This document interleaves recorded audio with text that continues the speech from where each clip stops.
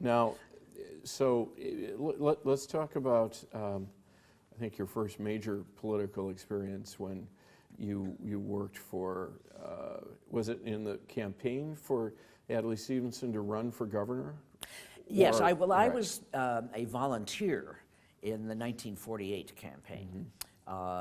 And I was actually working I'd taken a year off from graduating from college before I started law school to make some money, ideally. And I was working for the League of Women Voters. But I was allowed to do what I wanted to in my off time. So I was a volunteer in Governor Stevenson's 1948 campaign. And some of what you do as a volunteer is pretty lowly stuff, although I do remember getting a couple of requests. I mean, I guess they figured I was a cut above some of the volunteers. And I do remember Jane Dick, who was very close to the governor and also was playing a fairly prominent role in that campaign as well as in subsequent campaigns, had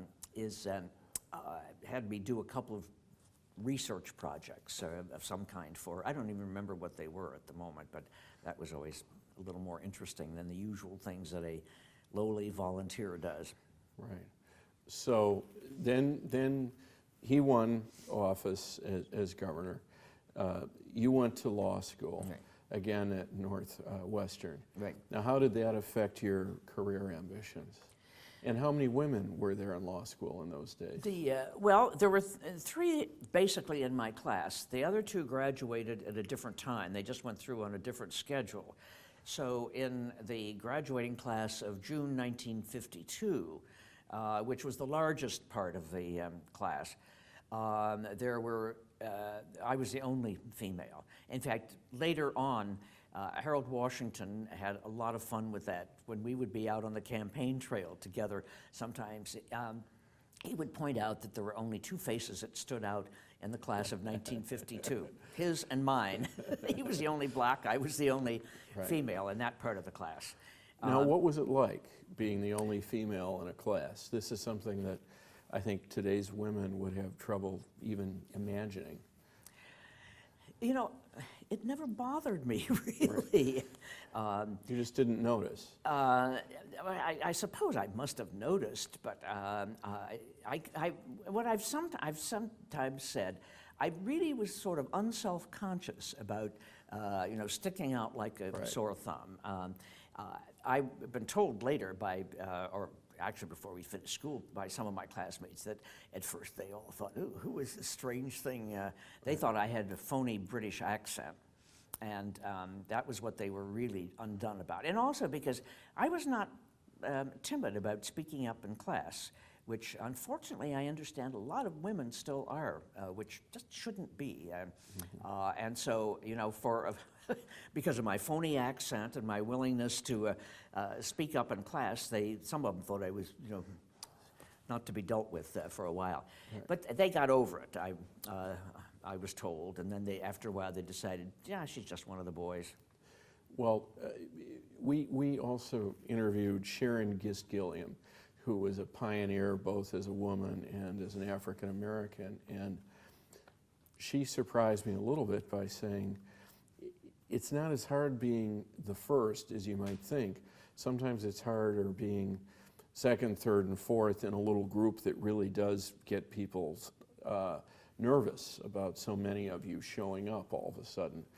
Can you understand that kind of comment? Or? I can understand it, yeah. I don't sense well, two of the other two women were in school at the same time that I was for a period of time, and then they got off onto this slightly different track. Although I don't think we were ever very much in the same classes, though. That is correct, I believe, because they were they had us in sections. So we didn't have the sort of the experience of three as opposed to one. And I'm trying to think about later times. Well, there were actually, when I first went into the state Senate, there were only, I think, 3 of us in the Senate out of 59. And so that would be something of the same. But we were so different and had very different roles. And so again, I just didn't think it was that Right. big a deal. I mean, my thought always was that, if I want to do something, then it's up to me to go do it. And nobody's going to stop me just because I'm a Right. female. Now, you mentioned the League of Women Voters, this important group, still an important group, has in Illinois supported many good government issues. How did you feel about them and their role, especially as a League of Women Voters? Did that occur to you? Was that important? How did you first become involved with them? Well, actually, I first became involved, I think, I knew about them certainly, but the summer that I worked for the League, the year between finishing undergraduate school and starting law school, I went to work for the League of Women Voters here in Chicago, and got to know not only many of them individually, but got to know the sorts of things that they were working for, which of course in many cases were the sorts of things that I thought were worth working for, which is why I felt very comfortable about working for the League. Did I feel strange because it was women? No. No. I don't think that really, number one, it was an established institution really when I got there. Right. As we know, it grew out of the, as soon as women got the vote, it was started here in Chicago with the idea of, okay, we finally got the vote, now let's make sure we handle it well. Right. And so it went back to basically 1920, and had always been very substantive, very good government oriented, and I don't think I thought there was anything terribly strange about the fact that it was, quote, the League of Women Voters. Let's talk about the 1952 presidential campaign. So now Governor Stevenson is running for president, and you had a role in that campaign. Primarily because my role started as part of his gubernatorial campaign. I was graduating from law school in 1952, in June 1952, and I had already made contact with Richard Babcock, who was going to be running the governor's re-election campaign for governor. And I'd been hired and would be ready to go to work as soon as I finished school, and I think probably the bar exam. And then, of course, over that summer, in fact, right around the corner from where I was studying for the bar exam at Blair House on Astor Street, the gubernatorial campaign sort of morphed into a presidential campaign. And so the Volunteers for Stevenson really was very much just a transplant of what had been the governor's gubernatorial campaign. And so a lot of the people, including Dick Babcock and Jane Dick and so many of the others, became really the baseline, if you will, of what came to be called Volunteers for Stevenson, and was sort of the non-Democratic Party part of the Stevenson campaign. And a lot of the kind of marvelous things that happened, some of the speech writers who came in, Bill Wirtz became very much a part of that also. Or Carl McGowan at that time, Bill Blair, those were all people who had been part of his gubernatorial life, if you will, and they then became part of this section of his presidential campaign. So that's where I went to work. So what was it like being part of an actual presidential campaign? Oh, exciting. Although most of the time we felt, we were sort of in offices doing the kinds of things that you never can quite remember afterwards what they were. Right. But they certainly took up a lot of time.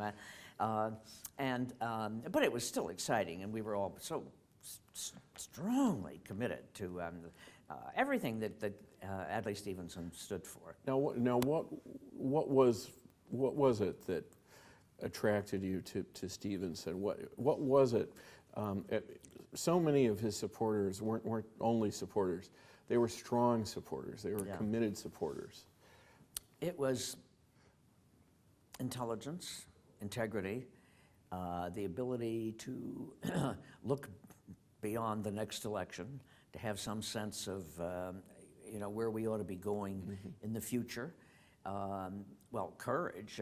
He took on the McCarthy business, and a belief that government really has a purpose, that it's not all bad. It is not, as Ronald Reagan always used to fondly say, government is the problem, not the solution. And a recognition that it had a very critical role to play in everyone's life, really, because it sort of sets all the ground rules that we all, in a sense, have to play by. And I think Governor Stevenson very much knew that, and it was very much the integrity and the capacity to look down the road, and not only look down the road, but talk and act on what was down the road.